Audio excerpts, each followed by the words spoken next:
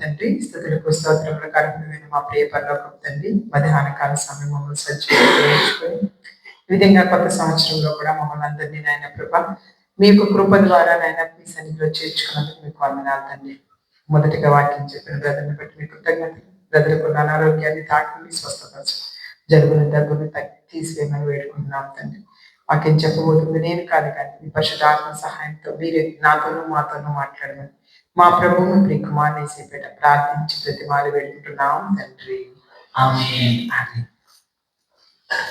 చక్కగా ఈ దినం కూడా మనందరం కూడా కొత్త సంవత్సరంలోకి వచ్చి ఉన్నాము.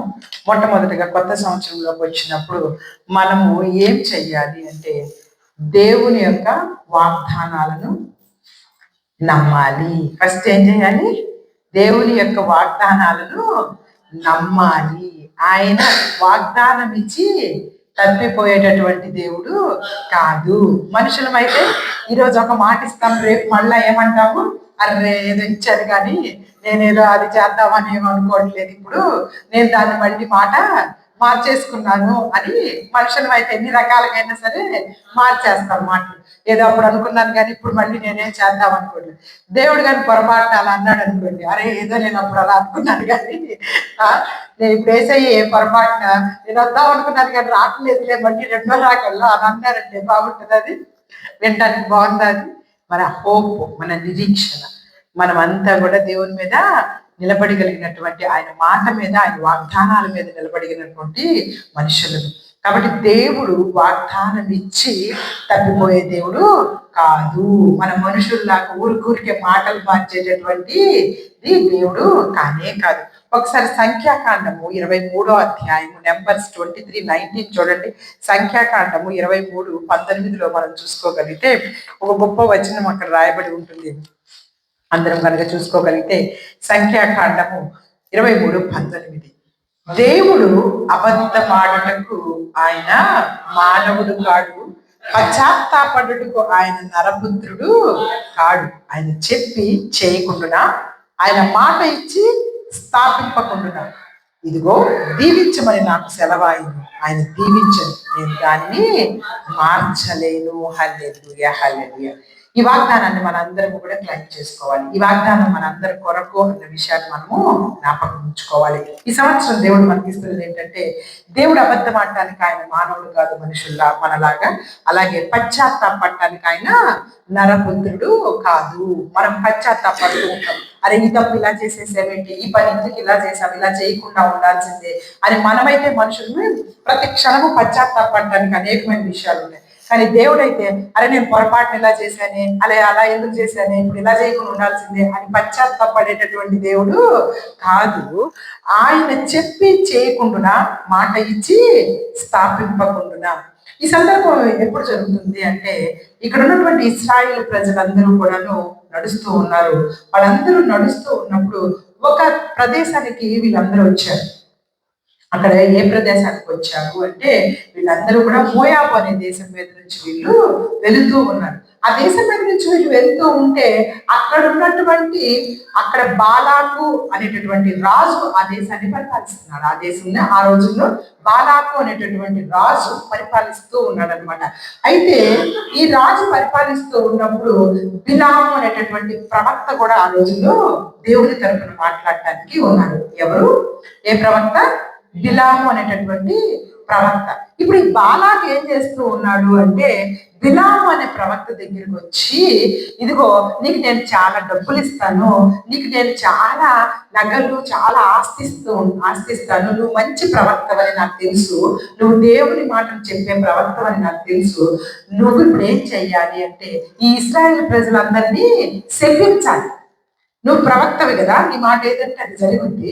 నేను డబ్బులు ఇస్తాను, నా డబ్బులన్నీ తీసుకొని నువ్వేం చేయాలంటే ఈ జనాలందరినీ కూడా శపించమని చెప్పేసి అడుగుతూ ఉంటాడనమాట. అయితే బాలాకు అనే రాజు అలా చెప్పినప్పుడు బిలాముకి కొంచెం ఆశపడుతుంది. డబ్బులు ఇస్తున్నాడు కాబట్టి వీళ్ళందరినీ శపిద్దాంలే అని చెప్పేసి అనుకుంటూ ఉంటాడు. కానీ ఆయన నోరు తెరిచిన వెంటనే దీవెనలే వస్తూ ఉంటాయి తప్పించి శాపవచనాలు అసలుకి రావు. ఎన్నోసార్లు ఈ రాజుకు కోపం వస్తూ ఉంటుంది. నేను డబ్బులు ఇస్తుంటే డబ్బులు తీసుకుంటున్నాడు, మళ్ళీనేమో వాళ్ళనే దీవిస్తా ఉన్నాడు అని చెప్పి మళ్ళీ ఇంకొకసారి కూడా అలాగే చేస్తున్నాడు. ఇంకొకసారి కూడా ఇట్లా జరుగుతూ ఉంటే అప్పుడు ఆఖరికి బిలాముకి ప్రవక్తకి అర్థమైపోతుంది అనమాట. అప్పుడు బిలాము గారు ఆ మాట అంటున్నాడు అనమాట. బాలాకు ఇదిగో చూడండి 18వ వచనం నుంచి చూస్తే మీకు అర్థమైంది. యెహోవా ఏమి చెప్పినని అడుగ్గా బిలాము ఉపమాన రీతిగా ఇట్లను, బాలాకు లేచి వినుము, సిప్పోరు కుమారుడా చెవియొగ్గి నా మాట ఆలకించుము.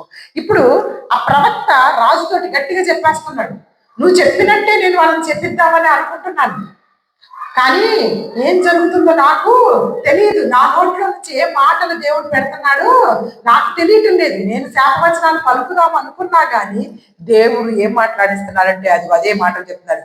దేవుడు అబద్ధమాడటకు ఆయన మానవుడు కాదు, పశ్చాత్తాపట్టుకు ఆయన నరపుత్రుడు కాదు. ఆయన చెప్పి చేయకుండా ఆయన మాట ఇచ్చి స్థాపించకుండా ఇదిగో దీవించమనే నాకు సెలవవుతుంది. ఇక ఆయనే దీవించాడు, నేను దాన్ని మార్చలేను. హల్లెలూయా హల్లెలూయా.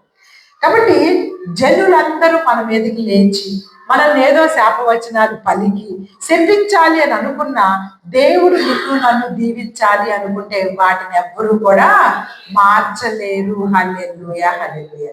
కాబట్టి అద్భుతమైనటువంటి ఈ వాక్య భాగం, ఈ వాగ్దానాన్ని దేవుడు ఈరోజు మనతోటి మాట్లాడుతున్నారు. కాబట్టి కొత్త సంవత్సరంలో ముఖ్యంగా మనం గుర్తుపెట్టుకోవాల్సింది ఏంటంటే ఆయన ఇచ్చిన వాగ్దానాన్ని మనము నమ్మాలి. దీవించమని సెలవైంది, ఆయన మనల్ని దీవిస్తూనే ఉంటాడు. ఆయన ఎల్లప్పుడూ ప్రతి మనిషిని కూడాను వారు చేస్తున్న కీడు నుంచి బయటకు తీసుకొని వచ్చి వాళ్ళని పరలోక రాజ్యానికి తీసుకెళ్లాలనేది దేవుని యొక్క ఉద్దేశం. అది ఎవరైనప్పటికీ కూడా, ఎంత చెడ్డవారినైనప్పటికీ దేవుని యొక్క ఉద్దేశం ఏంటంటే వారి చెడ్డ పనుల నుంచి బయటకు తీసుకొని వచ్చి వారిని పరలోక రాజ్యానికి చేర్చాలన్నది. అంతే తప్పించి దేవుడు వీళ్ళకి కీడు చేద్దాం వాళ్ళకి కీడు చేద్దాం అని ఆలోచించేటటువంటి ఆయన దేవుడు కానే కాదు. కాబట్టి మనం ముఖ్యంగా మన జీవితాల్లోకి ప్రతి విషయాన్ని కూడాను దేవుని వాగ్దానాలను నమ్మి ఈ సంవత్సరం మనం ముందుకు వెళ్ళాలి. ఆయన మనల్ని దీవించాలనుకుంటున్నాడు అన్నది ఎప్పుడు మన మనసులో మనము నమ్ముతూనే ఉండాలి. హల్లెలూయా హల్లెలూయా. అలాగే రెండవదిగా మనం ఏం చేయాలి ఈ సంవత్సరం అంటే ఎక్కువగా వాగ్దానాలను నమ్మిన మనము ప్రార్థనలో కనిపెట్టాలి. ఇప్పుడు వాగ్దానాన్ని నమ్ముతూ ఉన్నాము, నాకు దేవుడు ఇచ్చిన వాగ్దానం నెరవేరుతుంది నెరవేరుతుంది అని చెప్పేసి ఈ నెరవేరుతుంది నెరవేరుతుంది అని ఊరికే మాటల్లో మాట్లాడుకుంటూ తిరుగుతూ కాదు, కానీ మనం ముఖ్యంగా ప్రార్థనలో కనిపెట్టి ఉండాలి. యెషయా గ్రంథము ఒకసారి 55వ అధ్యాయం చూసుకోగలిగితే చూడండి. యెషయా గ్రంథము 55వ అధ్యాయము 10-11 వచనాలు చూడండి. యెషయా గ్రంథము 55వ అధ్యాయము అందరూ తీయగలిగితే యెషయా గ్రంథము 55వ అధ్యాయంలో వర్షమును హిమమును ఆకాశము నుండి వచ్చి అక్కడకు ఎలాగూ మరలక భూమిని తడిపి విత్తువానికి విత్తనము భుజించువానికి ఆహారము కలుగుతుంది, అది చిగుర్చి వర్ధిల్లునట్లు చేయునో అలాగే నా నోట నుండి వచ్చినము వండును నిష్ఫలముగా నా యొద్దకు మరలక అది నాకు అనుకూలమైన దాన్ని నెరవేర్చును, నేను పంపిన కార్యము సఫలము చేయను, మీరు సంతోషముగా బయలు వెళ్ళదు, సమాధానం పొంది తోడుకొని పోబడుతురు. హల్లెలూయా హల్లెలూయా. ఇక దేవుడు ఏం చెప్తున్నారు తెలుసా, మీరు ప్రార్థన చెయ్యండి, మీ ప్రార్థన నిష్ఫలము కానివ్వను. మీరు నిజంగా ప్రార్థన చేస్తే వర్షమట ఆకాశంలో నుంచి వర్షం వచ్చి మళ్ళా వచ్చాను కదా అన్నట్టు వెళ్ళిపోవట్లేదు. ఏదో సగం దూరం వచ్చాను నేను, ఇంక సగం దూరం వచ్చిన తర్వాత ఇంక నేను మళ్ళీ వెనక్కే వెళ్ళిపోతానని చెప్పేసి భూమి మీదకి రాకుండా సగం దూరం వచ్చేసి మళ్ళీ పైకి వెళ్ళిపోట్లా. ఎక్కడికి వస్తుంది వర్షం? భూమి మీదకు తడుపుతుంది, విత్తువానికి విత్తనం ఇస్తుంది, భుజించేవానికి ఆహారం కలగడానికి చిగురుస్తుంది. అలాగే నా నోట నుండి వచనము కూడా ఉంటుంది. హల్లెలూయా. ఏదో సగం దూరం వచ్చింది వచనము, ఇంక ఇప్పుడు మళ్ళీ వెనక్కి వెళ్ళిపోతాను, నేనేదో నా నోట్లో నుంచి గబుక్కున ఆశీర్వాదం ఇచ్చాను వీళ్ళకి, ఈ ఆశీర్వాదం నేను మళ్ళీ వెంటనే వెనక్కి లాగేసుకుంటాను అనే దేవుడు కాదు ఆయన. అదే అంటున్నాడు ఆయన, ఇదిగో నా నోట నుండి వచ్చిన ముందు నిష్ఫలముగా నా యొద్దకు మరలక. నిష్ఫలం, ఫలము లేని వాక్యంలాగా వెనక్కి వచ్చేయటం లేదు, అనుకూలమైన దాన్ని నెరవేర్చును, పంపిన కార్యములు సఫలం చేయను. హల్లెలూయా, హల్లెలూయా. కాబట్టి ఈరోజు దేవుడు మనతో మాట్లాడుతున్నాడు, నువ్వు చేసే ప్రార్థన ఏది కూడాను నిష్ఫలంగా దేవుడు మరలా తీసుకోవట్లేదు. నువ్వు చేసే ప్రార్థన ఆయన ఆలకిస్తున్నాడు, దానికి తగిన ప్రతిఫలం ఇవ్వాలని ఆయన ఎంతో ఆశతో ఉన్నాడు. కాబట్టి ప్రార్థనా జీవితం మనము అస్సలా మర్చిపోకూడదు. చూడండి ఒకసారి రోమాపత్రిక 4వ అధ్యాయంలో చూసుకోగలిగితే, రోమాపత్రికలో కూడాను అక్కడ కూడా కొన్ని విషయాలను తెలియపరుస్తూ ఉంటారు దేవుడు. 4వ అధ్యాయము 19 నుంచి వచనాలు చదువుకుంటే చూడండి, దేవుని మీద విశ్వాసం పెట్టుకున్నటువంటి అబ్రహాం గారి గురించి రాస్తూ రోమపత్రిక 4వ అధ్యాయము 19, మరియు అతడు విశ్వాసమునందు బలహీనుడు కాక రమారమి 100 ఏండ్ల వయసు కలవాడై ఉండి అప్పటికి తన శరీరం మృతతుల్యమైనట్టు, శారా గర్భము మృతతుల్యమైనట్టు ఆలోచించను, కానీ అవిశ్వాసం వల్ల దేవుని వాగ్దానం గురించి సందేహింపక. హల్లెలూయా, హల్లెలూయా. చూసారా వాక్యాన్ని? ఎంత చక్కని వాక్యమో చూడండి. అక్కడ అబ్రహాం గారి గురించి చదువుతూ, అబ్రహాం గారి గురించి తెలియపరుస్తూ, విశ్వాసమందు బలహీనుడు కాక, అతని బాడీని బట్టి, శరీరాన్ని బట్టి అతను బలహీనుడే. 100 ఏండ్ల వయసు వచ్చేసింది, బిడ్డలు కనగలిగిన స్థితి కాదు. ఇద్దరిది కూడా, అబ్రహాం గారిది, శారా గారిది మృతతుల్యం అయిపోయినటువంటి, ఇక ముసలి వాళ్ళు అయిపోయినటువంటి శరీరం అయినప్పటికీ కూడాను అయినా చూడండి, అవిశ్వాసం వల్ల దేవుని వాగ్దానం గురించి సందేహింపలేదు. దేవుడిచ్చిన వాగ్దానం ఒకటి ఉంది నాకు, ఏంటి? నీ యొక్క బిడ్డని నేను ఇసకరేణువులంత చేస్తాననే వాగ్దానం ఉంది. కాబట్టి దాని గురించి సందేహం పట్ల, తన శరీరం చూసుకుంటే ఎలా ఉంది? అంతా సందేహమే. నేను చేయగలుగుతానా? అసలు నా వల్ల అవుతుందా? అసలు నాకు బిడ్డలు ఎలా పుడతారు ఈ వయసులో అనేది మనల్ని మనం చూసుకుంటే, ఇప్పుడు మనకు కూడా చూడండి, ఎన్నోసార్లు మన బలహీనతను బట్టి మనం ఏమనుకుంటాం, నేను చేయగలుగుతానా ఈ పని, నేను ఈ సంఘాన్ని జాగ్రత్తగా తీసుకెళ్ళగలుగుతాము మనము, లేకపోతే ఏంటి ఇలాంటి శోధనలు వస్తున్నప్పుడు మనం అసలు ఏ విధంగా ముందుకు అడుగులు వేయగలగాలి అని మనల్ని మనం చూసుకుంటుంటే, మన ఆరోగ్య పరిస్థితి మనం చూసుకుంటుంటే మనకేమనిపిస్తుంటుంది? మనం బలహీనులుగానే అనిపిస్తుంటాం. కానీ దేవుని యొక్క వాగ్దానములో అవిశ్వాసం పెట్టుకోకుండా ఉన్నారు కాబట్టి అక్కడ చూడండి ఎంత చక్కగా, దేవుణ్ణి మహిమపరిచి ఆయన వాగ్దానం చేసి దానికి నెరవేర్చుటకు సమర్థుడని రూఢిగా విశ్వసించి విశ్వాసం వలన బలము నొందెను. ఇప్పుడు ముసలి వయసులో ఉన్న వ్యక్తికి బలం ఎక్కడి నుంచి వచ్చిందట? విశ్వాసం వలన, తను చూపించినటువంటి విశ్వాసం వలన బలము నొందుకొని ఆయన దేవుడిచ్చినటువంటి వాగ్దానాన్ని తన జీవితం ద్వారా నెరవేర్చుకోగలిగాడు. హల్లెలూయా, హల్లెలూయా. ఇంకా మనందరికీ తెలుసు చూడండి, లూకా సువార్తలో కూడాను ప్రార్థనా జీవితం వలన మనకి ప్రార్థన అనేది అస్సలు మరిచిపోకూడదు. ఈ సంవత్సరం వాగ్దానాలతో పాటు మనం ప్రార్థనా జీవితాన్ని కానీ మనం ఎప్పుడు కూడా పెట్టుకొని ఉండాలన్నమాట. మనందరికీ తెలిసినటువంటిదే, ఎవరు? సుంకరి పరిసయ్యుడి యొక్క ప్రార్థన. లూకా సువార్త 18వ అధ్యాయంలో మనం చూసుకోగలిగితే చూడండి, అక్కడ 10వ వచనంలో, ప్రార్థన చేయుటకు 2 మనుషులు దేవాలయమునకు వెళ్ళిరి. ఆ పైన అసలు 9వ వచనంలో ఎందుకు ఈ వచనం దేవుడు యేసుక్రీస్తు ప్రభువు చెప్తున్నారు చూసారా? తామే నీతిమంతులని తమ్ము నమ్ముకొని ఇతరులను తృణీకరిస్తున్నారట కొంతమంది. వీళ్ళు ఏం చేస్తున్నారు? తామే నీతిమంతులు. ఎక్కడికి వెళ్ళినా వీళ్ళు ఏం చెప్తుంటారంటే, అసలు వాళ్ళు చాలా మంచోళ్ళు, మనం అందరం చాలా చెడ్డోళ్ళం అని ప్రకటిస్తూ ఉంటారు అనమాట. అంటే ఇంక కూర్చున్న దగ్గర నుంచి వాళ్ళు అసలు ఎంత గొప్పవాళ్ళో అని చెప్పుకుంటూ ఇతరులను తృణీకరిస్తూ ఉంటారు అనమాట. అసలు ఇతరులు దేనికి పనికిరాని వాళ్ళ దృష్టిలో అసలు ఇతరులు మనుషులుగా కూడా కనబడట్లా. అలాంటి వారితోటి యేసుక్రీస్తు ప్రభువారు ఉపమానం చెప్తూ ఉన్నారనమాట. అంటే చూడండి, యేసుక్రీస్తు ప్రభువారి కాలంలో కూడా మనుషులు ఇలానే ఉన్నారు. 2025 సంవత్సరాలు అయినా మనుషులు ఇంకా ఇలానే ఉన్నారు. ఆయన వచ్చింది ఏంటి? మారు మనసు పొంది అందరూ రక్షణ పొందండి అని ఆయన చెప్పితే ఆ రోజున్న మారు మనసు లేదు, ఈ రోజుకి కూడా మారు మనసు లేదు. సరిగా అక్కడ తానే నీతిమంతులు అనుకుంటా ఇతరులను అందరినీ కూడా తృణీకరిస్తూ ఉన్నారంట. వాళ్ళతో ఉపమానం చెప్తున్నారు దేవుడు. ఇదిగో ఇద్దరు మనుషులు దేవాలయాలకు వెళ్ళారు ప్రార్థన చేయడానికి. వాళ్ళలో ఒకడు పరిసేయుడు, ఒకరు సొంకరి.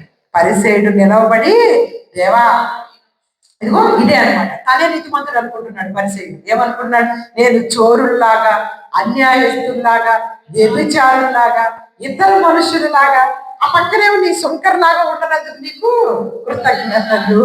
పక్కన పాపం శంకర్ ప్రార్థన చేసుకుంటుంటే ఆయన్ని కూడా కలిపేశాడు అనమాట. ఈ శంకర్లా కూడా నేను ఉన్నందుకు కృతజ్ఞతలు అట దేవునికి. చూడండి, నేను అసలు ఆ చోరుని కాదు, అన్యాయస్తుడిని కాదు, వ్యభిచారి. ఇంకా ఏం చెప్తున్నాడు? తనను తాను ఎంత గొప్ప చేసుకున్నాడో చూడండి. వారానికి 2 మార్లు ఉపవాసం చేస్తున్నాను, నా సంపాదన అంతట్లో నేను 10వ వంతు చెల్లిస్తున్నాను, తనలో తాను ప్రార్థించుచుండెను. చూసారా? అంటే తనని తాను ఎంత హెచ్చింపు చేసుకుంటున్నాడు. దేవుడికి తెలియదా ఆయన ఉపవాసం చేస్తున్నాడు, లేకపోతే ఆయన 10వ వంతు చెల్లిస్తున్నాడో లేదో? ఇప్పుడు అవన్నీ చెప్పాల్సిన పని ఉందా? నేను 10వ వంతు చెల్లిస్తున్నా, నేను ఉపవాసం ఉంటున్నాను అని చెప్పేసేసి ఓకే. ఈ విషయాలన్నిటిలో చూడండి తనను తాను ప్రార్థించుకున్నాను. కానీ సుంకరి పక్కన దూరంగా నిలుచుండి ఆకాశం వైపు కనులెత్తైన ధైర్యం చాలక రొమ్ము కొట్టుకొనుచు, దేవా, పాపినైన నన్ను కరుణించు. ఈయన ఎవరైనా చెప్పుకుంటున్నాడా సుంకరి? నేను చాలా ఇవ్వలేకపోతున్నాను, పోనీ కనీసం ఇవ్వలేకపోతున్నాను అని చెప్తున్నాడా?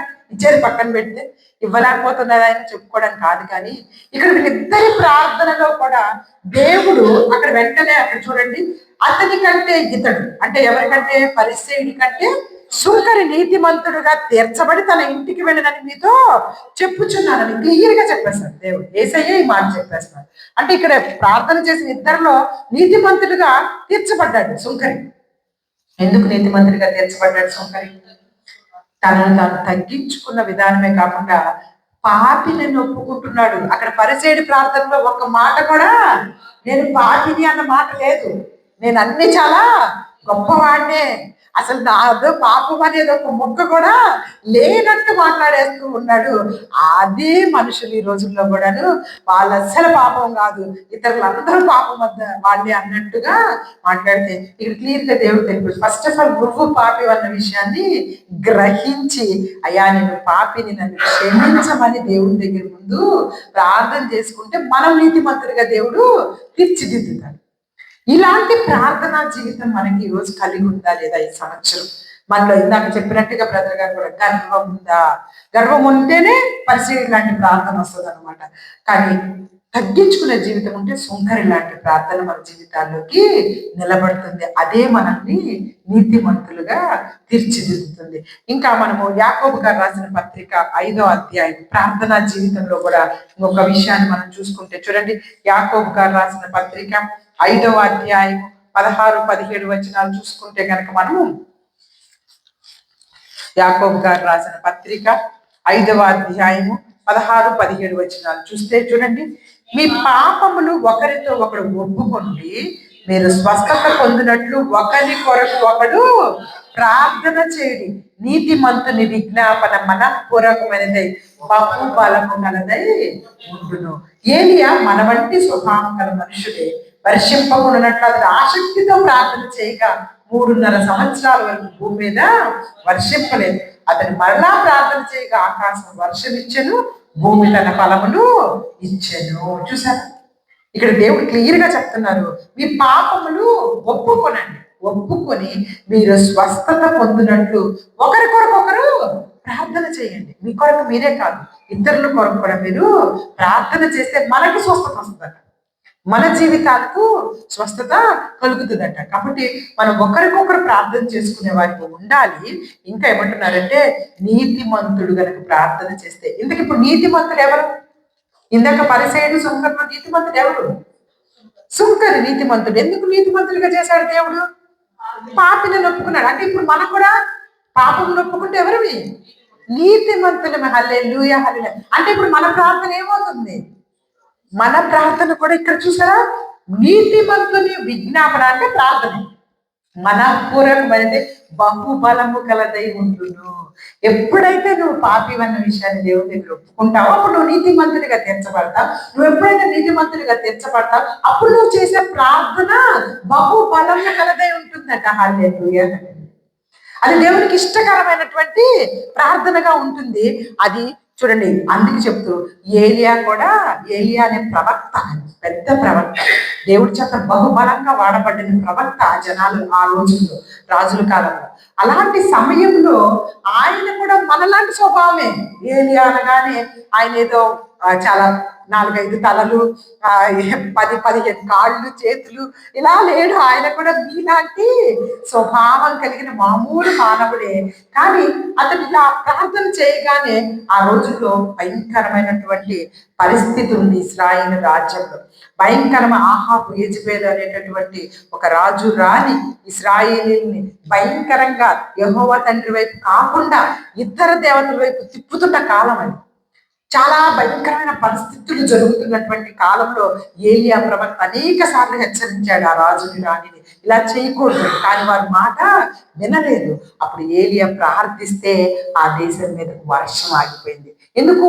అంత సస్యశ్యామలంగా ఉన్నట్టుంటే వీళ్ళకి అర్థం కావట్లేదు రాజు రాణులకి. వీళ్ళు ఏ వర్షం పడ్డా, ఏదొచ్చినా, ఏ చక్కగా జరుగుతున్నా కానీ వాళ్ళందరూ ఏం చెప్తున్నారంటే, ఇదిగో మనకి ఆ యొక్క వేరే దేవతల వల్లనే ఇలా జరుగుతున్నాయి, వాళ్ళని మొక్కుదాం, వీళ్ళని మొక్కుదాం, వాళ్ళకి పూజలు చేద్దామని చెప్పేసి ఈ రాజు రాణులు యెహోవా వైపు మనుషులు తిప్పకుండా అన్ని రకాలైనటువంటివి జరిపిస్తూ ఉన్నారు. అప్పుడు ఏలియాకి కోపం వచ్చి ప్రార్థన చేస్తే వర్షము ఆగిపోయింది. కరువు, భయంకరమైన పరిస్థితులు వచ్చింది.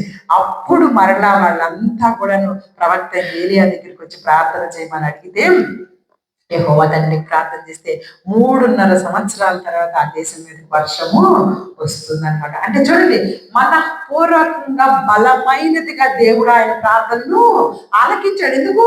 నీతిమంతుని ప్రార్థన కాబట్టి, మంచి విషయం కొరకు ఆయన ప్రార్థన చేస్తున్నాడు కాబట్టి, ఆ రాజ్యంలో జరుగుతున్నటువంటి ఘోరాలకి వాళ్ళకి మంచి గుణపాఠం చెప్పడానికి ప్రార్థన చేశారు దేవుడు, ఏలియా గారు. కాబట్టి ఈ దినం మనల్ని కూడా దేవుడు కోరుకుంటున్నాడు. నువ్వు నీతిమంతులుగా తీర్చబడ్డావు నా దగ్గరికి వచ్చాక. నువ్వు చేసే ప్రార్థన బహుబలంగా ఉంది, నువ్వు చెయ్యి, ప్రార్థన చెయ్యి. ఎందుకు ప్రార్థనా జీవితాన్ని తగ్గించుకుంటూ ఉన్నావు? ఏ విషయం కొరకైనా సరే నువ్వు మోకరించి ప్రార్థిస్తే నేను ఇవ్వడానికి సిద్ధంగా ఉన్నానన్న విషయాన్ని ఈ సంవత్సరం దేవుడు మనతో మరలా మాట్లాడుతూ ఉన్నారు. కాబట్టి వాగ్దానాన్ని నమ్మాలి. మనం పూర్వకమైనటువంటి నీతిమంతులమైనటువంటి ప్రార్థన మనము చేసేవారిగా ఉండాలి. అలాగే మనం చూసుకోగలిగితే కనుక ఎప్పుడు కూడా మనము మంచి మాటలు మాట్లాడేవారిగా ఉండాలి. ఈ సంవత్సరం మంచి మాటలు మన నోట్లో నుంచి ఏం రావాలి? మంచి మాటలు రావాలి. నీ నోటితో మాట్లాడే ప్రతి మాట. ఇక్కడే చూడండి, యాకోబు గారు రాసిన పత్రికే 3వ అధ్యాయం 2 నుంచి వచనాలు చదువుకుంటే చూడండి, 3వ అధ్యాయము 2వ వచనము. అనేక విషయములలో మనమందరము తప్పిపోవచ్చున్నాము. ఎవడైనా మాట యందు తప్పిన ఎడల అట్టివాడు లోపము లేనివాడై తన సర్వ శరీరమును స్వాధీనమందుకొన శక్తి గలవాడు. గుర్రములు మనకు లోబడుటకై నోటకు కళ్ళము పెట్టి వాటి శరీరమంతయు త్రిప్పుదము కదా. అందుకే ఇక్కడ దేవుడు మనతో మాట్లాడుతున్నారు. చూడండి, మాట యందు తప్పకుండా మనం ఉండాలి. మాట యందు తప్పకుండా మనం ఉండగలిగితే అట్టి వాడు లోపము లేని వాడే తన సర్వ శరీరమును స్వాధీనమందుకొని గొప్పవాడిగా, శక్తిగా ఉన్నవాడిగా ఉంటాడు. గుర్రములకు కూడా చూడండి, కళ్ళెంపు పెట్టి దానిని మనం స్వాధీనపరుచుకుంటూ ఉంటాం అన్నమాట. లేకపోతే గుర్రం మాట వినదు, అది ఎటు పడితే అటు వెళ్ళిపోతూ ఉంటుంది. దాని యొక్క కళ్ళము దేనికి కడతారు? కళ్ళము కళ్ళకు కడతారా? నోటికి. దాని కళ్ళము నోటికి కట్టినప్పుడే అది మొత్తాన్ని, దాని శరీరం మొత్తాన్ని మనం స్వాధీనము చేసుకోగలుగుతాం అనమాట. కాబట్టి మన నోటిని మనం జాగ్రత్తగా ఉంచుకుంటే మన సర్వ శరీరం మనలోకి, మన స్వాధీనంలో ఉన్నట్టేనట. నోటి మాటలు చాలా జాగ్రత్తగా ఉండాలి. సామెతలు 18:21 వచనంలో చూడండి, మనందరికీ తెలిసినటువంటి వచనము. అనేక సార్లు మనం మాట్లాడుతున్న సామెతలు 18:21 వచనం మనం చూసుకోగలిగితే అక్కడ చూడండి ఏమని రాయబడి ఉంటుందో, జీవ మరణములు నాలుక వశము. జీవ మరణములు నాలుక వశము. దాని యందు ప్రీతి పడువారు చూసారా ఏంటి? నాలుక వశము. జీవ మరణములు నాలుకలోనే ఉన్నాయి. నువ్వు జీవించాలి అని ఆశీర్వదిస్తే జీవం వచ్చేటట్టు ఉన్నాయి. నువ్వు మరణించాలి అంటే మరణించే విధంగా నీ నాలుకకు పవరిస్తానని దేవుడు తెలియపరుస్తూ ఉన్నాడు అనమాట. కాబట్టి ఊరికే పిచ్చి మాటలు మన నోట్లో నుంచి రావటానికి దేవునికి ఇష్టం లేదు. అలానే దుష్టులందరూ కూర్చొని ఊరికే మనల్ని శపిస్తే అవి జరిగిపోతాయని అనుకోకండి. ఇవంతా ఎవరికంటే ఆయన యందు భయభక్తులు కలిగిన వారు చేసే విషయాల గురించి. ప్రతి ఒక్కడు ఏదో నాలుగుగా మనల్ని అనేస్తే సరిపోతాయని కాదు. వాళ్ళ నాలుకలకు కాదు ఆ పవరిస్తుంది దేవుడు. జీవము మరణము నాలుక వశము అంటే దాని యందు ప్రీతి పడివాడు. చూడండి, దాని యందు ప్రీతి పడు దాని ఫలం తిందురు అంటే మనం ఎప్పుడు కూడా దేవుని బంధు భయము భక్తి కలిగి నీతిమంతులుగా బ్రతుకుతూ మనము నోటికి మంచి పవర్ దేవుడిస్తుంది. ఏలియా గారు నోటికి ప్రార్థన చేయగానే అంత పవర్ ఎందుకు వచ్చేసింది? ఆయన నీతిమంతుడు కాబట్టి. అలాగా ఉన్న మనము నీతిమంతులుగా తీర్చబడిన మనం ఎదుగుంటే అది మాట్లాడకూడదు. ఏదైనా సరే ఎప్పుడు కూడా ఆశీర్వచనాలే ఉండాలి తప్పించి మనము చెడ్డ మాటలు ఎక్కువగా కాదు, అస్సలు మాట్లాడకూడదు. చూడండి, ఒకసారి పేతురు గారు రాసిన మొదటి పత్రిక 3వ అధ్యాయం 10-12 వచనాలు కూడా ఈ సంవత్సరం మనం చేసుకోవాలనుకుంటున్న తీర్మానాలు మనం ఈ రోజు మాట్లాడుకుంటున్నాం అనమాట. పేతురు గారు రాసినటువంటి మొదటి పత్రిక, అందరి ముద్రీకరిస్తే పేతురు గారు రాసిన మొదటి పత్రిక 3వ అధ్యాయము 10 నుంచి చూసుకోగలిగితే వచనాలు చూడండి. 10 నుంచి చిన్నగా జీవమును ప్రేమించి మంచి దినములు చూడగోరు వాడు చెడ్డదాన్ని పలకకుండా తన నాలుకను కపటపు మాటలు చెప్పకుండా తన పెదవులను కాచుకొనవలెను. అతడు కీడు నుండి తొలగి మేలు చేయవలెను. సమాధానం వెతికి దానిని వెంటాడవలెను. ప్రభువు కన్నులు నీతిమంతులు ఆయన చెవులు వారి ప్రార్థనల వైపును ఉన్నది గాని ప్రభు ముఖము కీడు చేయవారికి విరోధముగా ఉంది. హల్లెలూయా, హల్లెలూయా. చూసారా ఎంత చక్కని విషయాన్ని దేవుడు. జీవాన్ని ప్రేమిస్తున్నావా? నువ్వేం ప్రేమిస్తూ ఉన్నావు? జీవం కావాలనేనా ఉన్నావు? జీవం అంటే నువ్వు మరణము లేకుండా బ్రతికి జీవంగా ఉండాలనే కదా కోరుకుంటున్నావు. అది కనుక కావాలని కోరుకుంటే నువ్వేదో చాలా టాబ్లెట్లు వేసేసుకొని నువ్వు చాలా డాక్టర్లు అందరి చుట్టూ తిరిగి మంచి మంచి ఇంజెక్షన్స్ చేయించుకొని లేకపోతే రోజు మంచి అదేంటి డైట్ తినటం గురించి మాట్లాడలేదు ఇక్కడ దేవుడు. అవన్నీ పక్కన పెడితే నువ్వు నిజంగా బ్రతకాలి అనుకుంటే, మంచిగా బ్రతకాలి అనుకుంటే, మంచి దినాలు చూడాలి అనుకుంటే, అది కూడా ఇది ఉడికే బతికామంటే బతికామని కాకుండా నీ బ్రతుకు జీవితం అంతా కూడా మంచి దినాలు నువ్వు గడపాలనుకుంటే ఏం చేయాలి తెలుసా? చెడ్డదాన్ని పలకకుండా నాలుకను, కపటపు మాటలు, కల్పించేటటువంటి మాటలు, దినాలలో ఎక్కువైపోయినటువంటి మాటలు, కపటపు మాటలు చెప్పకుండా పెదాలను కాచుకోవాలట. రెండోది, కీడు నుండి తొలగి మేలు చేయాలి. నువ్వు నిజంగా జీవించాలి లోకంలో మంచి రోజులతో. అది కూడా అంటే ప్రతి దినము నీకు మంచి జరిగే విధంగా కనుక నువ్వు జీవితాన్ని చూడాలి లోకంలో అనుకుంటే నువ్వు చేయాల్సిన పని ఏంటంటే చెడ్డదాన్ని పలకుండా నీ నాలుకను జాగ్రత్తగా చూసుకో. కపటపు మాటలు అస్సలు చెప్పదు. నీకు తెలియని విషయాల గురించి నువ్వు కల్పించి చెప్పొద్దు. నీకు తెలిసిన విషయమైనా సరే దేవుని దగ్గర చెప్పుకొని ప్రార్థన చేసుకో, అంతే. చూడండి, కీడు నుండి తొలగి మేలు చేయాలి. కీడు చేయాలని పాత్రపడవద్దు. కీడు నుండి తొలగిపోయి మేలు చేయడానికి ప్రయత్నం చేయి. ఇంకేమన్నా తెలుసా? సమాధానం వెతికి దానిని వెంటాడాలి. ఎవరి మధ్యలో అయినా ఏదైనా ఉంటే సమాధానం కలిగించడానికి ప్రయత్నం చేయాలి తప్పించి ఇంకా గొడవలు పెట్టడానికి సమాధానం లేకుండా కీడులు చేయాలని మాత్రం వద్దు. అస్సలు ఈ సంవత్సరం మన యొక్క ఘర్షణ ఉండనే ఉండదు. ఎందుకంటే ప్రభువు కన్నులు నీతిమంతుల మీదను, ఆయన చెవులు వారి ప్రార్థనల వైపు ఉన్నాయి. కాబట్టి కీడు చేయ వారికి ఆయన విరోధంగా ఉన్నాడు. కీడు చేయాలనే వాళ్ళకి దేవుడే విరోధం ఉన్న తర్వాత ఇంకా మనం అవసరమా? అందులో దూరటానికి. దేవుడే కీడు చేసే వాళ్ళకి విరోధంగా పనిచేస్తానని చెప్తున్నప్పుడు, ఇక దేవుడే విరోధంగా పనిచేస్తానికి సిద్ధపడిపోయినప్పుడు ఇక మన మన పని అంత అవసరమేది లేదు. కాబట్టి కీడు చేయే పనులు మన జీవితాల్లో అస్సలు ఉండకూడదు. అలాగే ఈ సంవత్సరం ఇప్పుడు మనం మొదట ఏం చెప్పాను, వాగ్దానాలను నమ్మాలి, ప్రార్థనా జీవితాన్ని కలిగి ఉండాలి, నోరును చాలా జాగ్రత్తగా పెట్టుకొని మన శరీరాన్ని స్వాధీనపరుచుకోగలిగి దేవుని ముందు మనం ప్రతిఫలాన్ని పొందుకునే వారిగా ఉండాలి. మరొకటి ఏంటంటే మార్కు సువార్త చూడండి 9వ అధ్యాయం మనం చూసుకోగలిగితే, మార్కు సువార్త మనము నమ్మిక ఎంతగా నమ్మాలో ఆ విషయాన్ని గురించి మనందరికీ తెలుసు. అయితే ఒకసారి మనం మళ్ళా వచనాలు చూసుకుందాం. మార్కు సువార్త 9వ అధ్యాయం 15 నుంచి వచనాలు చూసుకోగలిగితే చూడండి, అక్కడ ఒక విషయం జరుగుతూ ఉందన్నమాట. వెంటనే జనసమూహం అంతయు ఆయనను చూచి మిగుల విభ్రాంతి నొంది ఆయన ఎదుగు పరిగెత్తుకొని వచ్చి ఆయనకు వందనం చేసిరి. అప్పుడు ఆయన దేని గురించి వారితో తర్కించుచున్నారని వారిని అడగ. చాలు, ఇక్కడ ఒక విషయం జరుగుతూ ఉందన్నమాట. యేసుక్రీస్తు ప్రభు వారు తన రూపాంతరం చెందడానికి కొండపైకి వెళ్ళారు. రూపాంతరం చెందిన విషయం మనందరికీ తెలుసు కదా. యేసుక్రీస్తు ప్రభు వారు శిష్యులు తీసుకొని, 3 శిష్యులు. యేసుక్రీస్తు ప్రభు వారికి ఎంతమంది శిష్యులు? మొత్తం ఎంతమంది శిష్యులు? 12 మంది శిష్యులు. ఓకే, ఇస్కరియోతు తప్పిపోయినా శిష్యులు జాబితాలోనే ఉన్నారు. ఓకే, 12 మంది శిష్యులైతే ఈ 12 మంది శిష్యులలో కూడా మనకి తప్పిపోయినటువంటి ఆ పరిస్థితి అన్నమాట. అయితే చూడండి, అక్కడ ఏమని రాయబడి ఉందంటే, వచనము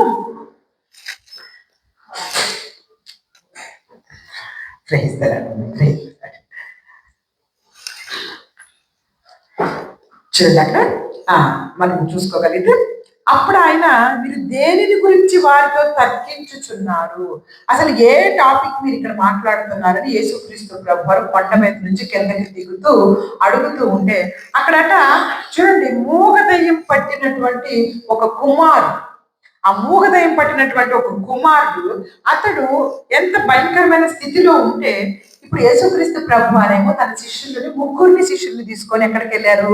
కొండ మీదకి వెళ్ళారు. మిగతా శిష్యులు కిందే ఉన్నారు. ఈ మిగతా శిష్యుల దగ్గరకు ఆ మూగదయ్యం పట్టినటువంటి ఆ బాబుని ఆ తండ్రి తీసుకొచ్చి ఇదిగో నా పిల్లవాడికి ఈ మూగదయ్యం పట్టింది, వీడిని విడిపించమని చెప్పేసి అడుగుతూ ఉంటే, ఈ కింద ఉన్న శిష్యులు, యేసుక్రీస్తు ప్రభు వారితో ఉన్న 3 శిష్యులు కాకుండా మిగతా శిష్యులు ఎంత ప్రార్థన చేసినా గానీ ఈ మూగదయ్యం వదిలి పోవట్లేదు. ఈ మూగదయ్యం వదిలిపోతుంటే ఇక్కడ ఉన్న ఈ జన సమూహం అంతా కలిసి ఈ శిష్యుల్ని తిడుతున్నారనమాట. అక్కడ యేసుక్రీస్తు ప్రభు వారు లేరు, ఆయన మిగతా ముగ్గురు లేరు. అయితే మిగతా శిష్యుల మీద పడిపోయి వీళ్ళు ఏమంటారంటే, ఏంటి మీ బోధకుడు ఇది మీరు చేయలేకపోతున్నారు, ఎందుకు ఇలా మా పిల్లోడిని ఎందుకు బాగు చేయట్లేదు అని గొడవ పడతా ఉన్నారు. అందుకే తర్కించుతున్నారంట, అంటే గొడవ పడుతున్నారంట. వెంటనే యేసయ్య 16వ వచనంలో, అప్పుడు ఆయన మీరు దేని గురించి వారితో తర్కించుచున్నారని వారిని అడగగా, దేంతో గొడవ పడుతున్నారు, ఎందుకు ఇక్కడ గొడవ జరుగుతుంది ఏంటి అని యేసయ్య కొండ మీద నుంచి దిగొస్తున్నంగా అడిగితే, జన సమూహంలో ఒకడు అంటున్నాడంట, బోధకుడా, మూగదయ్యం పట్టిన నా కుమారుని నీ వద్దకు తీసుకొస్తే అది ఎక్కడ వారిని పట్టినా అక్కడ వారిని పడదోస్తుంది. అప్పుడు వాడు నురక్కార్చుకొని పండ్లు కొరుక్కొని మూర్చిల్లిపోతున్నాడు. దానిని వెళ్ళగొట్టమని నీ శిష్యుల్ని అడిగితేనే కానీ అది వారి చేత కాలేదు. మీ శిష్యుల వల్ల కాటం లేదు, మీ శిష్యులు ఏమి చేయలేకపోతున్నారు అని చెప్పేసి యేసయ్య దగ్గరకు వచ్చేసేటప్పటికి ఆ విషయము అప్పుడు యేసయ్య ఏమంటున్నారు చూడండి 18వ వచనంలో, అందుకు ఆయన విశ్వాసము లేని తరముల వారా, నేను ఎంతకాలం మీతో ఉండాలి, ఎంతవరకు మిమ్మల్ని సహించాలి, వారిని నా యుద్ధకు తీసుకురండి చెప్పండి. కోపం వచ్చేస్తుంది యేసయ్యకి కూడా. ఎంతకాలం అవిశ్వాసంతో ఉంటారు మీరు? విశ్వాసముతో ఈ దయ్యం వదిలిపెట్టి వెళ్ళిపోవాలి అని యేసుక్రీస్తు నామములో చెప్పితే వెళ్ళిపోయేది. కానీ మీరు అవిశ్వాసంతో ఉన్నారు కాబట్టి ఆ యొక్క కార్యం అక్కడ జరగటం లేదు. అవిశ్వాసముతో మనము కనుక ఉంటే దేవుడు కూడా మన జీవితాల్లో కార్యాలు చేయలేడు. ఆయన దేవుడే అయినా సరే నువ్వు అవిశ్వాసంతో ఉంటే, అంటే నీలో అవిశ్వాసం కనుక ఇంత పేరుకొని పోతే, ఏమో లేండి ఎందుకు జరుగుతాయండి, నాకే జరుగుతాయో జరగవో, ఇలాంటి ఆలోచనలు కనుక నీ జీవితంలోకి ఉంటే జరగవు కార్యాలని దేవుడు చెప్తున్నాడు. నువ్వు విశ్వాసముతోటి ఉండాలి. అప్పుడే మన జీవితాల్లో కార్యాలు జరుగుతాయి. అప్పుడు యేసయ్య ఆయన శిష్యులు వాళ్ళ కాకపోతే తర్వాత చూడండి లాస్ట్ 23వ వచనంలోకి వచ్చేసరికి ఏమైనా అది వాని నాశనం చేయవాలని తరచుగా అగ్నిలో నీళ్ళలో పడద్రోయను. ఏమైనా నీ వలన అయితే మా మీద కనిక్కరపడి మాకు సహాయం చేయమని ఆ పిల్లవాడి తండ్రి బతిమాడుకుంటున్నాడు అనమాట. అయ్యా నీ శిష్యులు అయితే ఏం చేయలేకపోతున్నారు, నీకేమైనా మా మీద కనికరం ఉంటే మమ్మల్ని అది ఆ బాలుడిని బాగు చేయమని అడిగినప్పుడు అప్పుడు చూడండి అందుకు యేసు, ఈ మాటే మనందరికి కావాలి, అందుకు యేసు చూడండి నమ్ముట నీ వలన అయితే నమ్మువానికి సమస్తము సాధ్యమే అని అతనితో చెప్పాను. వెంటనే ఆ చిన్నవాని తండ్రి నమ్ముచున్నాను, నాకు అపనమ్మకుండా సహాయం చేయమని బిగ్గరగా చెప్పాను. హల్లెలూయా. ఈరోజు మన ప్రార్థన కూడా ఏముండాలి చెప్పండి? అవిశ్వాసము అపనమ్మకం ఉండకుండా మా జీవితాలకు అయ్యా నువ్వు సహాయము చేయి. ఎందుకంటే అందరూ కూడా కొన్నిసార్లు మన జీవితాల్లో వచ్చే కష్టాన్ని బట్టి ఎక్కడికి వెళ్ళిపోతున్నాం? అపనమ్మకంలోకే అవిశ్వాసంలోకే వెళ్ళిపోతున్నాం. దేవుడు తప్పకుండా ఈ కార్యం నా జీవితంలో చేస్తాడు, ఏం పర్వాలేదు నాకు అని ధైర్యంగా మనం పడుకోగలుగుతున్నాము? లేదు. ఎప్పటికప్పుడు మన మీద మనకి అవిశ్వాసమే. మనం దేవుని మీద అయ్యో చేస్తారో చేయరు, జరుగుద్దో జరగదు, ఏమైందో అని భయం అనేది మన జీవితాలకి ఎప్పుడు అపవాది సైతాను పెడతనే ఉంటాడు. ఒక నయాగర జలపాతం అని వాటర్ మీరు చూసే మీకు తెలుస్తుంది. నయాగర జలపాతం అని అమెరికాలో ఉంటది.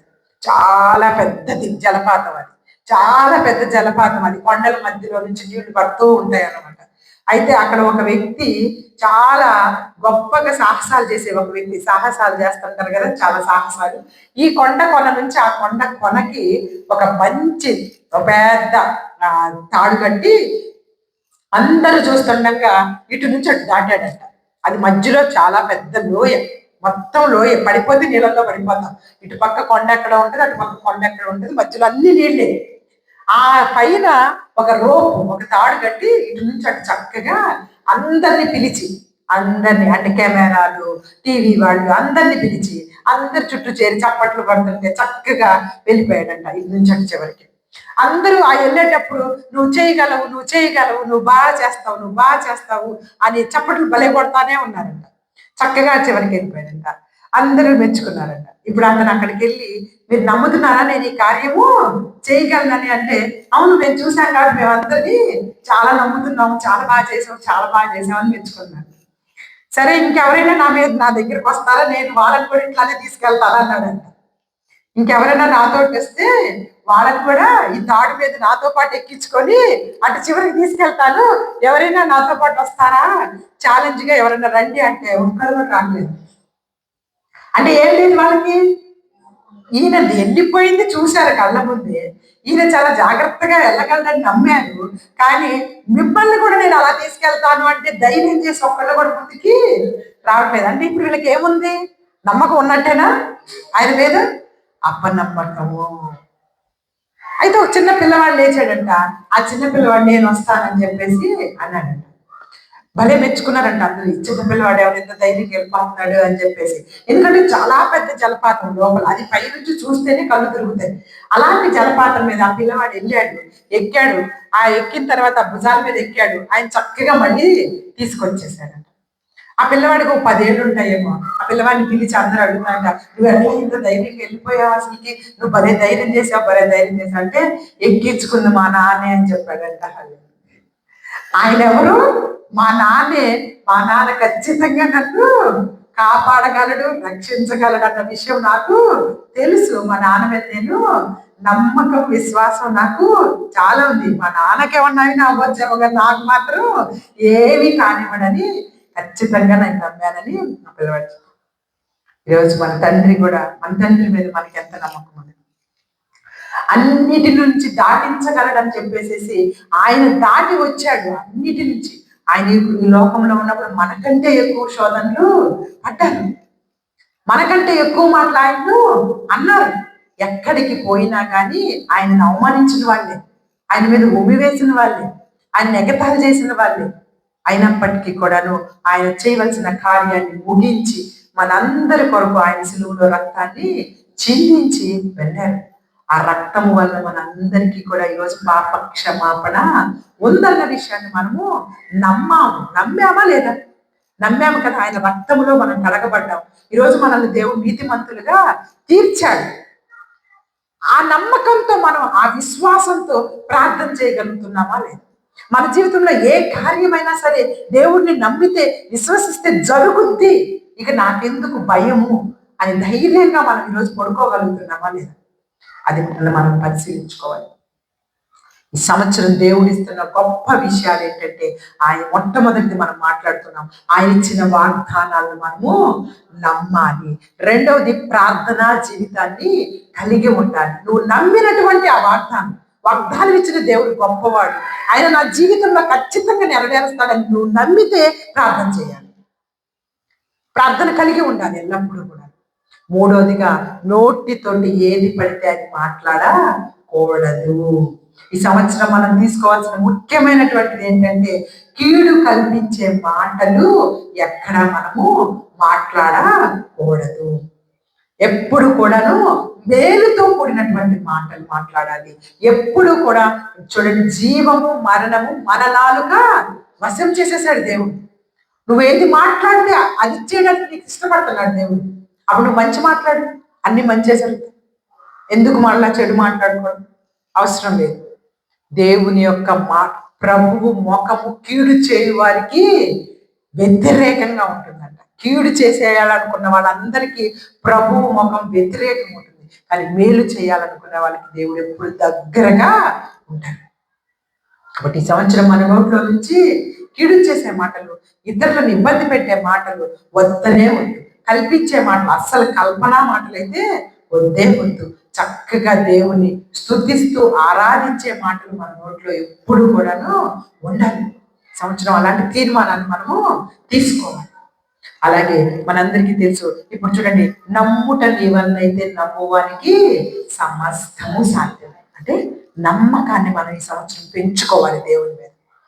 ఖచ్చితంగా దేవుడు నా జీవితంలో అన్ని చేయగలడని నమ్మాలి. నాకు మేలు చేయటానికే దేవుడు ఈ కార్యం నా జీవితంలో చేస్తున్నాడని నమ్మాలి. ఏదైనా కష్టం వచ్చింది అనుకోండి, కష్టం వచ్చినా ఆ కష్టం ఏదో నా మేలుకే జరుగుతుందని నువ్వు నమ్మితే ఆ కష్టాన్ని ఇమీడియట్ గా దేవుడు తీసేసి నీకు మేలుకరంగా మార్చేస్తాడు. చూడండి, లాజరు గారి సమాధిలో నుంచి బయటకు వచ్చేటప్పుడు యోహాను సువార్త 11వ అధ్యాయం ఒకసారి చూడండి. యోహాను సువార్త 11వ అధ్యాయం, యోహాను సువార్త 11వ అధ్యాయం 40వ వచనం చూస్తే మనందరికీ తెలుసు. చూడండి అక్కడ, అందుకు యేసు, నీవు నమ్మిన యెడల దేవుని మహిమను చూతువని నేను నీతో చెప్పలేదా అని ఆమెతో అనెను. హల్లెలూయా, హల్లెలూయా. చూసారా, నువ్వు నమ్మిన ఎడల ఏమి చూస్తావు?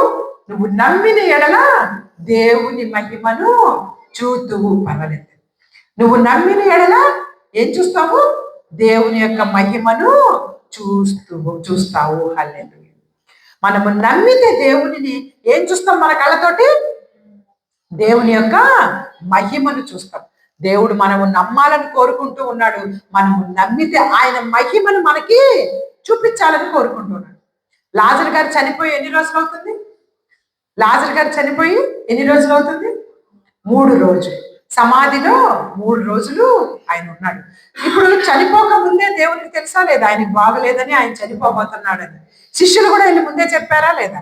అయ్యా నువ్వు తొందరగా రా, ఆయన బాగలేదు, నీ ప్రేమించిన శిష్యుడు చనిపోబోతున్నాడని చెప్తే యేసయ్య వచ్చాడా? వెంటనే రాలేదు. కానీ చనిపోయి సమాధిలో పెట్టిన తర్వాత 3వ దినం అయిన తర్వాత దేవుడు అక్కడికి వచ్చాడు. ఎందుకు? దేవుని మహిమను చూపించటానికి. చనిపోక ముందే లేపితే, లేకపోతే ఒంట్లో బాగాలేదు స్వస్థపరిచి, అప్పటికి అనేక మందిని దేవుడు స్వస్థపరిచాడు. ఆ స్వస్థత పరచడం వలన దేవుని వైపు, దేవుని మహిమ అక్కడ ఎవరు చూడలేకపోతున్నారు. కాబట్టి చనిపోయిన వ్యక్తినైనా నేను తిరిగి లేపగలను అన్నప్పుడు దేవునికి మహిమ. హల్లెలూయా. ఆయనకు మహిమ. అలాంటి అద్భుత కార్యాలు మన జీవితంలో కూడా చేయాలని చూస్తున్నాడు దేవుడు. అందుకే ఆలస్యం అవుతుంది. కొన్ని విషయాలు ఆలస్యం చేస్తున్నాడు దేవుడు, ఎందుకంటే ఆయన మహిమ పడాలని మన జీవితాల ద్వారా. అంటే ఆలస్యం అయ్యే కొద్దీ నువ్వు ఇంకా ఆయన నమ్మాలని, ఆలస్యమయ్యే కొద్దీ విసుక్కొని చిరాకు పడతావని కాదు. అబ్బా ఏం ప్రార్థన చేస్తావులే, ఇంకా ఎంత చేసినా ఏమీ లాభం లేదు అని నువ్వు వదిలేయమని కాదు. నువ్వు ఇంకా గట్టిగా ప్రార్థన చేస్తావని, నువ్వు ఇంకా గట్టిగా ఆయనను నమ్ముతావని, ఇంకా నువ్వు ఆయనను హత్తుకొనే ఉంటావని, మనుషుల వైపు చూడకుండా ఆయన వైపే చూస్తావని దేవుడు కోరుకుంటున్నాడు. అప్పుడు ఆయన మహిమ పడే విధంగా కార్యాలు చేస్తాడు ఈ లోకంలో. హల్లెలూయా. మనందరినీ కూడాను అత్యున్నతమైన స్థితిలో మనల్ని నిలబెట్టుకుంటాడు. మనందరినీ కూడా ఇతరుల ముందు గొప్పగా చూపించడానికి దేవుడు ఇంకా ఆలస్యం చేస్తూ ఉన్నాడు. హల్లెలూయా. కాబట్టి అలాంటి స్థితిలోకి తీసుకెళ్లేలాగా మన జీవితాలు ఉండాలి. ఇంకొకటిగా నేను మీకు చూపించి ముగిస్తాను. చూడండి, హెబ్రీలకు రాసిన పత్రిక 10వ అధ్యాయం. హెబ్రీలకు రాసిన పత్రిక 10వ అధ్యాయం 35, 36 వచనాలు చూసుకోగలిగితే చూడండి. 34, 30, 35 చదవండి అమ్మా. కాబట్టి మీ ధైర్యమును విడిచిపెట్టకుడి, దానికి ప్రతిఫలముగా గొప్ప బహుమానము కలుగును. మీరు దేవుని చిత్తము నెరవేర్చిన వారై వాగ్దానం పొందు నిమిత్తము మీకు ఓరిమి అవసరమై ఉన్నది.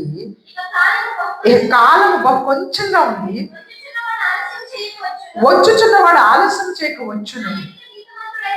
నా ఎదుట నీతిమంతుడైనవాడు విశ్వాస మూలంగా జీవించును గాని అతడు వెనుక తీసిన ఎడల అతని యందు నా ఆత్మకు సంతోషం ఉండదు.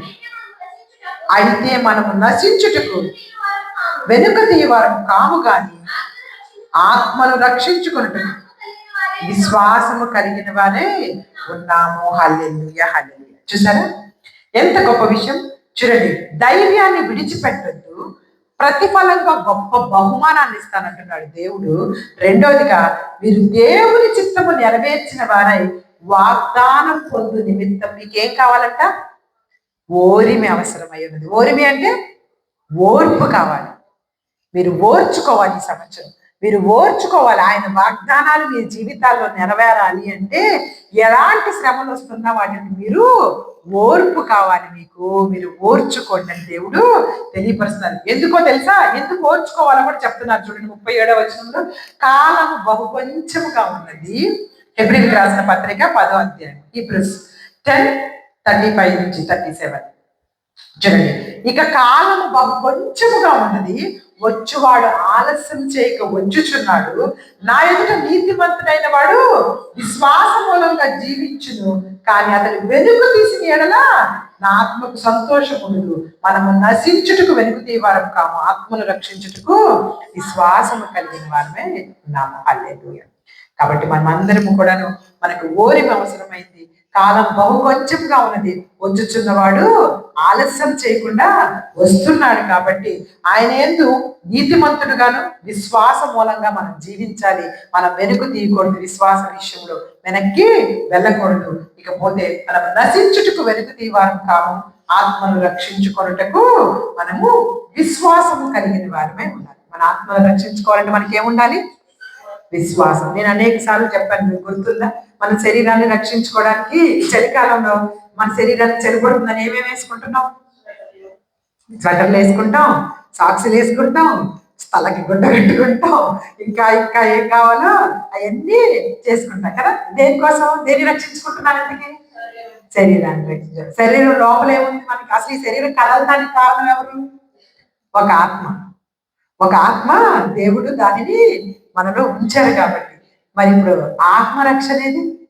దానికి ఏమైనా రక్షణ ఉందా? దాన్ని ఏమైనా రక్షించుకుంటున్నామా? శరీరానికి కావాల్సినటువంటి ఎన్నో రక్షణలు చూసుకుంటున్నాం. మనము లోపల మనల్ని ఆత్మ నడిపిస్తుంటేనే ఈ శరీరం నడుస్తుంది. ఒక్కసారి ఆత్మని దేవుడు లాగేస్తే ఈ శరీరాన్ని ఎవరు పట్టించుకునే పని లేదు కదా. చనిపోయిన తర్వాత ఏమంటారు? కనీసం శరీరం అని కూడా అన్నారు, పేరు కూడా పెట్టుకెళ్ళము. శవము, ఆ బాడీ, దాన్ని ఎత్తేయండి, ఆడబడేయండి, లేకపోతే ఇంట్లో ఉంచబాకండి, బయట పెట్టేయండి.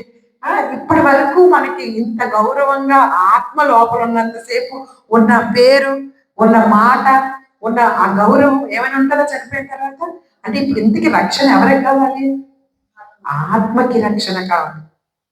ఆ ఆత్మని మీరు రక్షించుకోమని దేవుడు చెప్తూ ఉన్నాడు. ఆ ఆత్మ రక్షణ ఎలా ఉంటుంది అంటే, ఇదిగో ఈ విధమైనటువంటి దేవునితో సంబంధం, విశ్వాసం, దేవుని పట్ల విశ్వాసం, దేవుని పట్ల నమ్మకం, దేవుడు అనుకుంటూ ఉన్న విధంగా బ్రతకటం, కీడు మాటలు రానియకుండా నోటిని కాచుకోవడం, వీటన్నిటి వల్ల మన ఆత్మను మనము రక్షించుకోగలం. కాబట్టి ఈ సంవత్సరం దేవుడు మనకి ఇచ్చినటువంటి ప్రతి వాగ్దానంలో దేవుని వాగ్దానాలు ఫస్ట్ గా నమ్మాలి, ప్రార్థనలో కనిపెట్టుకొని ఉండాలి, మనం అందరం మాటలు జాగ్రత్తగా కలిగి ఉండాలి, ఓపిక కలిగి ఉండాలని కోరుకుంటూ చిన్ని వాక్యాన్ని దేవుడు ఆశీర్వదించి దీవించును గాక. ఆమేన్. ఆమేన్. God bless you.